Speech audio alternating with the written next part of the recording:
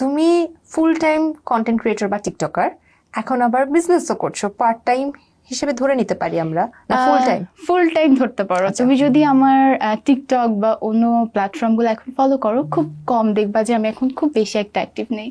তার মানে তুমি একজন full time tiktoker, full time বিজনেসও করছো, কিন্তু তুমি তো পড়াশোনাও করো, সবকিছু ম্যানেজ করো কিভাবে? এত সময় কোথায় পাও?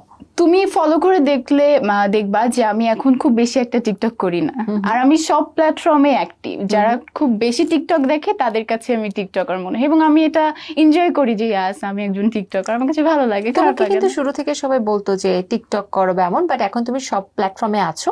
তবে আমার প্রশ্ন হচ্ছে, তুমি কন্টেন্ট ক্রিয়েট করছো বা টিকটক করছো, প্লাস বিজনেস ফুল টাইম করছো, প্লাস পড়াশোনা করছো, নিশ্চয়ই পড়াশোনা তোমার ফুল টাইম একটা কাজ, একটা প্রেশার থাকে। অবশ্যই তিনোটা একসাথে মেনটেন করছো কিভাবে? সময় তো আর এত পাও না। একটু তো ডিফিকাল্ট হয়ে যায়। সো যখন আমার দেখা যায় যে এখন বিজনেসেও আমি এত বেশি একটা ফোকাস দিতে পারি না, টিকটক তো খুব কমই করা হয়, পড়াশোনার দিকে এখন আছি, বাট যেহেতু ব্যবসাটা দিয়েছি সেটাও তো চালাতে হবে। সো নিশ্চয়ই। যখন ফ্রি টাইম পাই একটু ম্যানেজ করে ট্রাই করি। কোনটা বেশি এনজয় করো? অবশ্যই ব্যবসাটা বেশি এনজয় করি। ওকে।